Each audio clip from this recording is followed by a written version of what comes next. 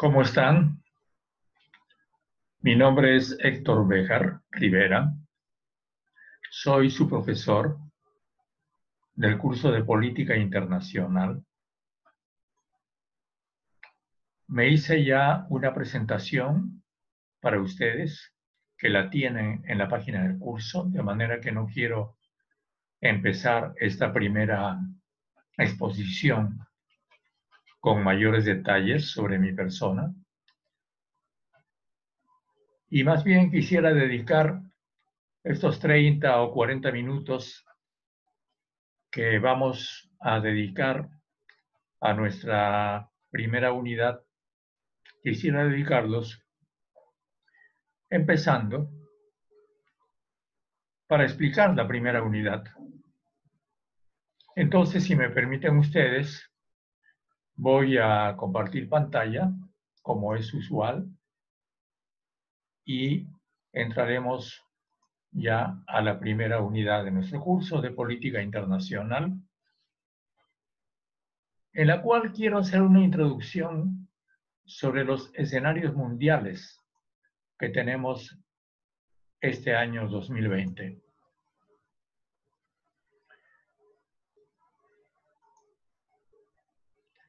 Nuestra primera unidad quiere hacer una historia y antecedentes del poder internacional, porque tenemos que saber qué poderes hay hoy día. Las relaciones internacionales son relaciones entre poderes.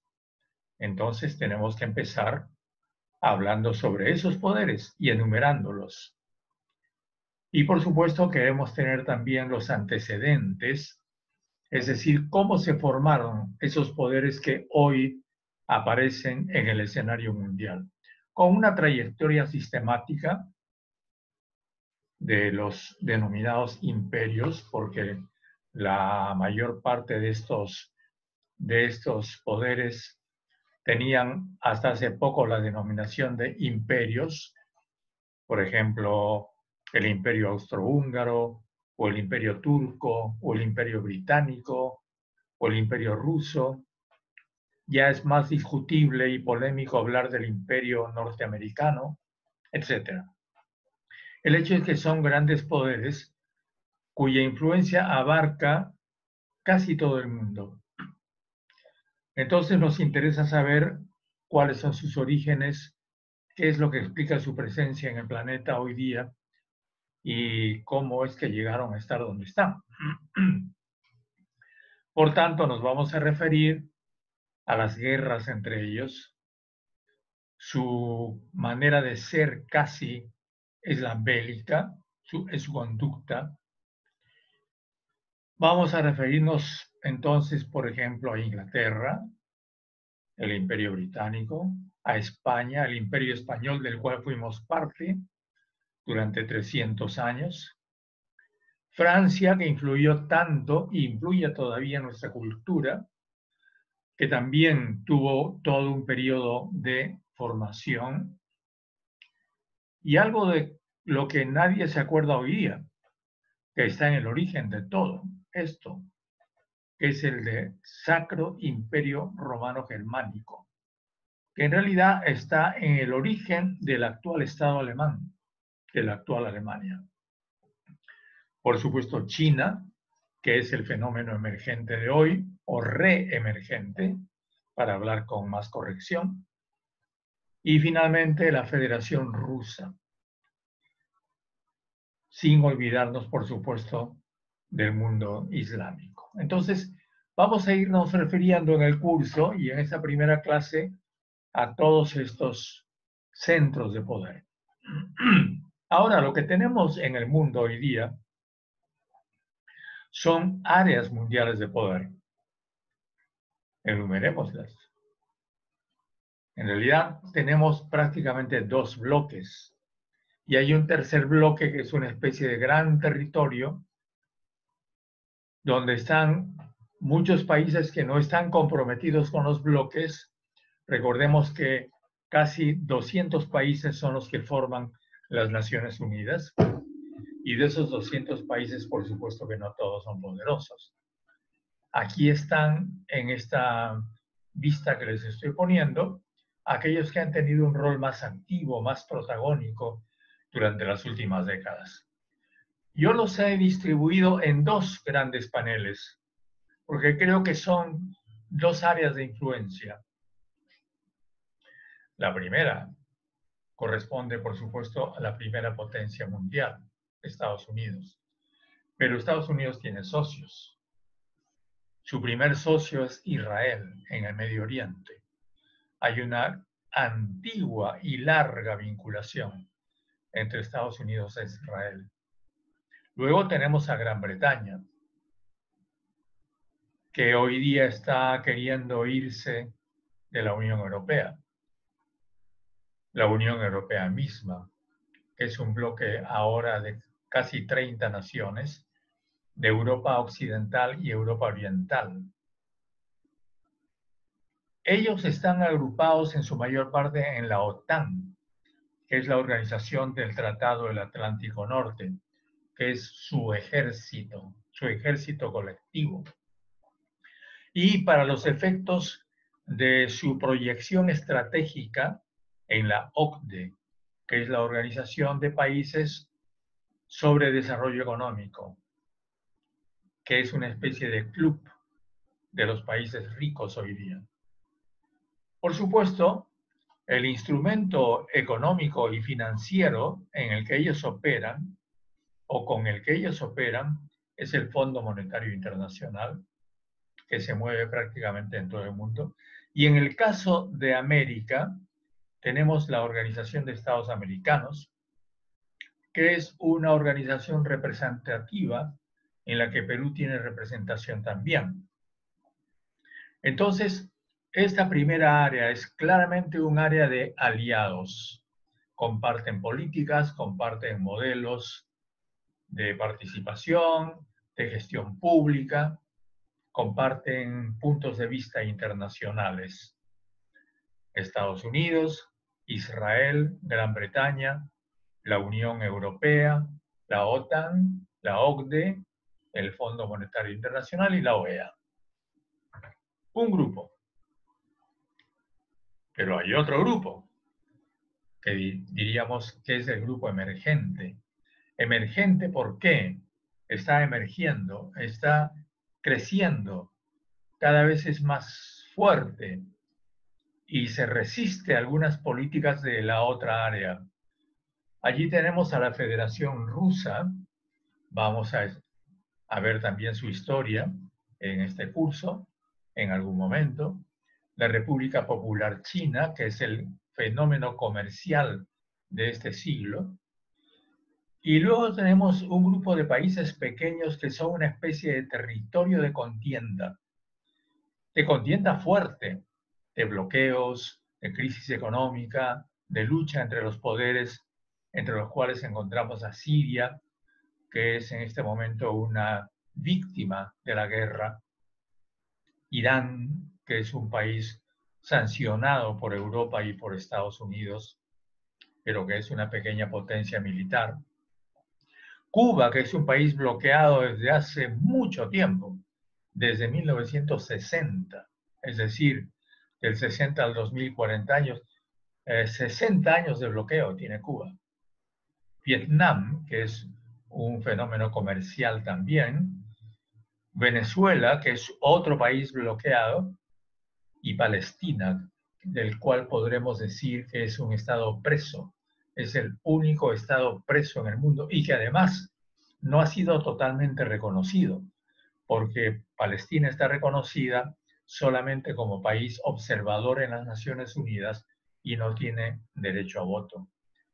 Entonces, en realidad, las políticas internacionales más importantes hoy día se mueven a estas dos grandes áreas mundiales de poder.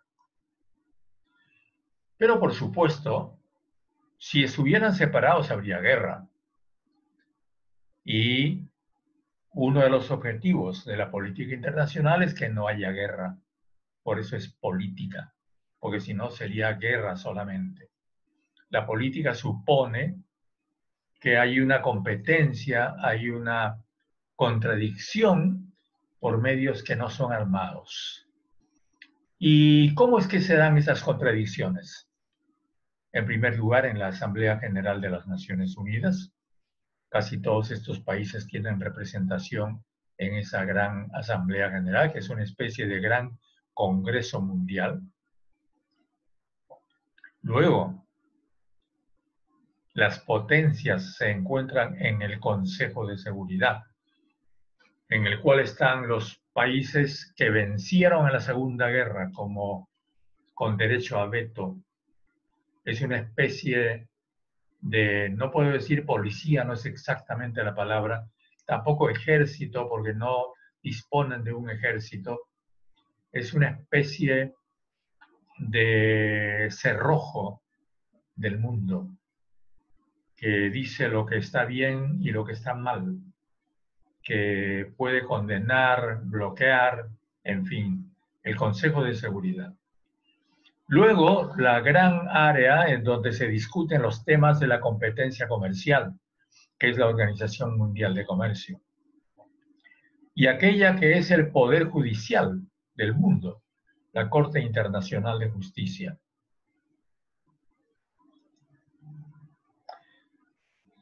En todos estos foros, en estas áreas y por esa metodología, se discuten algunos de los problemas mundiales más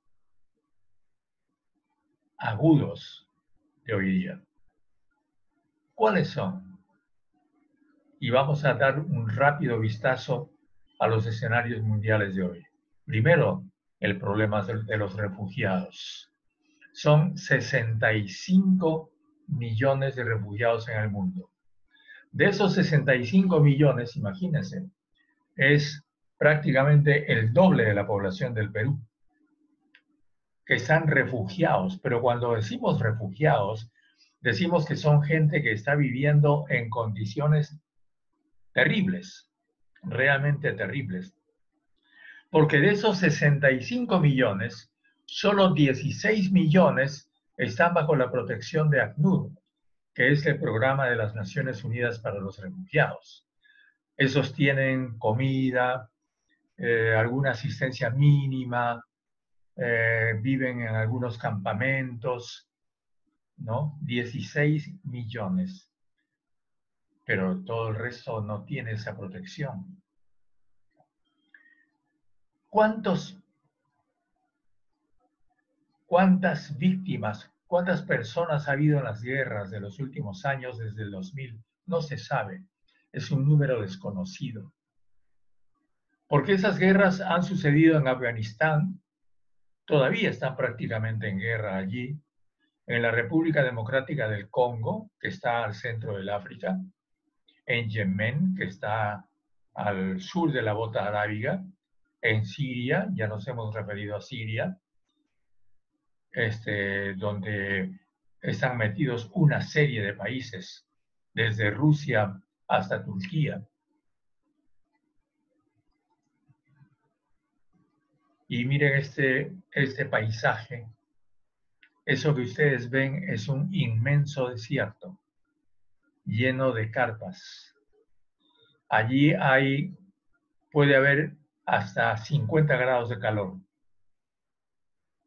Ese es uno de los campamentos de refugiados a los que me he referido. Son los refugiados en Jordania. Y esto, aunque ustedes no lo crean, es un barco. Es un barco de refugiados navegando por el Mediterráneo. Porque antes de la pandemia, y aún ahora todavía, la gente huye del norte de África y trata de trasladarse masivamente al sur de Europa, especialmente a Italia y a España, en estos barcos. Y este es un gigantesco tráfico de personas, que es uno de los grandes negocios mundiales, pero negocio con la tragedia de muchos miles o millones de hogares. Hace varios años, esta fue una foto terrible. Justamente una de esas barcazas que naufragó, murió una familia y murió este niño. Esta foto fue publicada en todo el mundo y causó la conmoción mundial y la protesta mundial.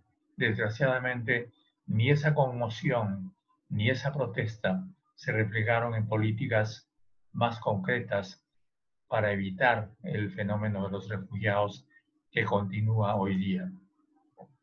Este es otro barco de los que he descrito. Y miren ustedes, esto es una multitud tratando de subir a un barco. Estas fotos parece que fueran trucadas. No, son fotos reales. Esto refleja la gigantesca tragedia mundial que la política internacional tiene que enfrentar.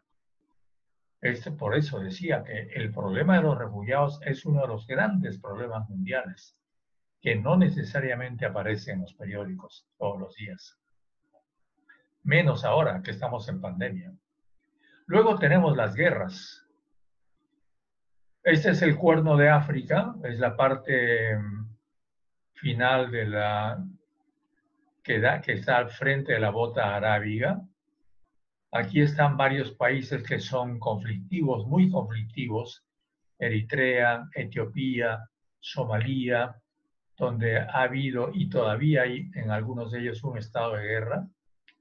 Este es un mapa con los millones de refugiados repartidos en todo el mundo, porque también hay refugiados en México, en Colombia, en general en América Latina, en África, en Asia, hasta en Oceanía. Y veamos un ratito el caso de Siria, que como que ha disminuido ahora. Los peores momentos de Siria ya pasaron, pero sigue siendo un gran problema. Sigue siendo un gran problema, porque Europa está llena de refugiados sirios, especialmente Alemania, que ha sido el país más bondadoso con los refugiados. Hay otros que no quieren recibirlos. Este es el territorio donde están Siria, Irak, Irán, Turquía, Israel. Miren, esta es una zona caliente, como diríamos. Turquía, que es una especie de puente entre Oriente y Occidente, porque está en la frontera con Europa, hoy día tiene una dictadura, la del señor Erdogan. Es una potencia militar y está interviniendo en Siria, que es este país que estoy señalando con el puntero, que está al sur de Turquía. Líbano, que es este pequeñito país donde ha habido esta terrible explosión el mes pasado. Irak, este país donde ha habido varias guerras terribles, que es un país que todavía vive un estado de guerra interna. Irán, como decíamos, es un país bloqueado. Y luego tiene aquí Arabia Saudita, que es un país muy atrasado, donde rige todavía el Corán en su versión más ortodoxa, wahabita, y los Emiratos. Recientemente, como ustedes estarán enterados, ha habido una alianza entre Emiratos e Israel, que es una novedad porque los países árabes e Israel siempre han estado enfrentados. A esa alianza de Emiratos con Israel se ha unido Bahrein, que es este pequeñito país que está aquí. Estos países son pequeños, excepto Saudi Arabia, que es muy extenso, pero es desértico, pero enormemente ricos porque tienen petróleo. Pero ahora están en crisis porque el petróleo está en crisis en estos días. Esto también es otra zona contigua a Irak, entre Irak y entre Líbano.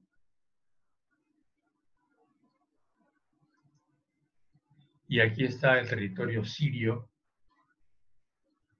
con la capital Damasco, que es una capital histórica, es una ciudad histórica, bíblica. Recuerden el camino de Damasco que recorrió Pablo de Tarso y que ha sido prácticamente destruida en la guerra. Pero ahora en Damasco ya está nuevamente el gobierno sirio. Bueno, pues el caso sirio también es el caso de un país singular, porque es el único país laico en el Medio Oriente. Todos los otros países tienen regímenes musulmanes, islámicos, ya sea sunitas o chiitas. Son las dos ramas, como ustedes saben, del Islam. En Siria no.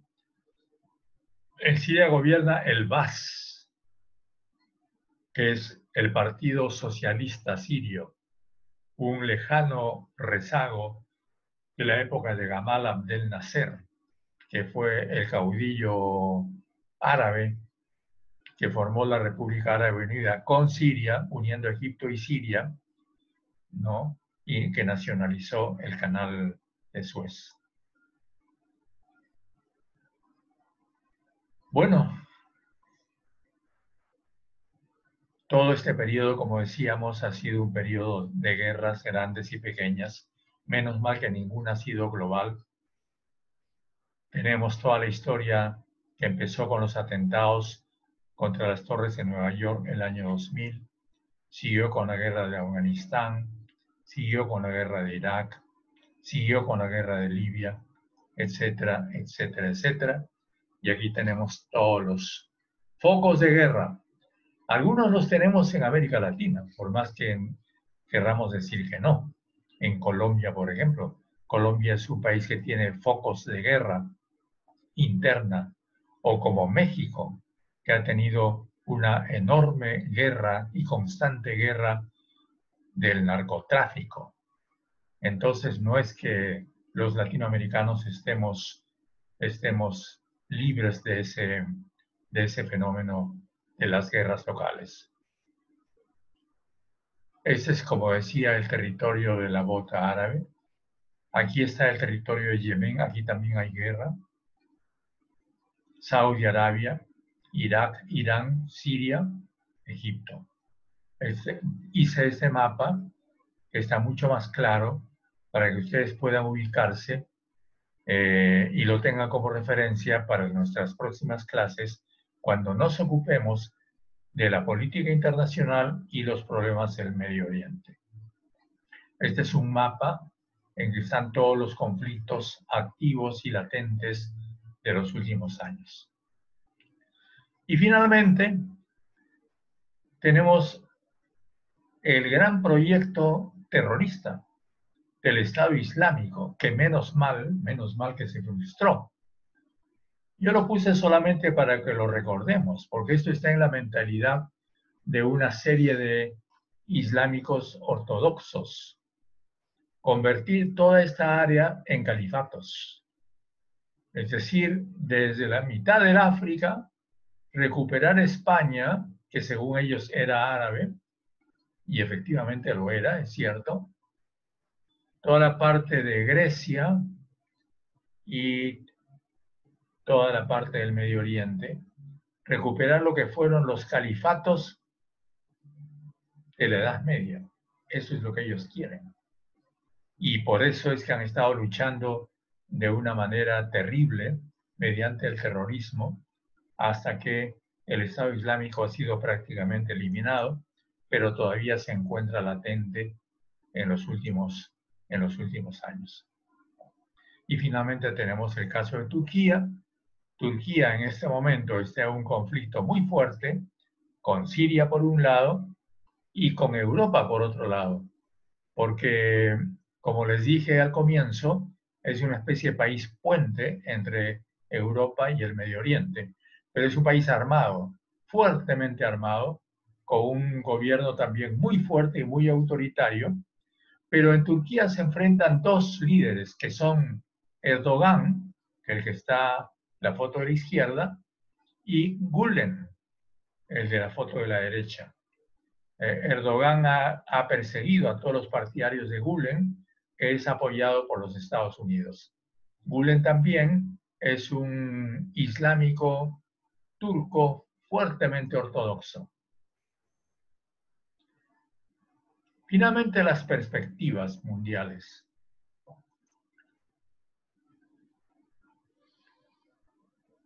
¿Qué es lo que caracteriza a estos años? Bueno, la pobreza ya no es solamente exclusiva de nuestros países. Ahora hay grandes áreas de pobreza en Europa. La configuración étnica de Europa está cambiando. Europa ya no es totalmente blanca. Hay muchos latinoamericanos, muchos turcos, muchos orientales, muchos asiáticos. Por otro lado, Europa es cada vez menos cristiana, cada vez más islámica y curiosamente menos religiosa, porque en este territorio europeo donde ha habido tantas guerras religiosas, la preocupación de la gente por la religión está decreciendo. También el de la política. La actividad política ha decaído muchísimo, está desprestigiada en muchos países. Y curiosamente, contradictoriamente también, los fundamentalismos y las ortodoxias crecen. Y finalmente, las sociedades de homogéneas se han transformado ahora en pluriculturales, cosa que es importantísimo tener en cuenta para cualquier diseño o tratamiento de la política internacional. Vamos a llegar solamente hasta aquí. En próximas clases vamos a retornar sobre estos mismos criterios para reforzarlos un poco, explicarlos más y vamos a avanzar hacia otros. Aquí nos quedamos, mis queridos alumnos y alumnas. Dejo entonces de compartir pantalla y nos vemos en la próxima sesión. Hasta luego, nos vemos.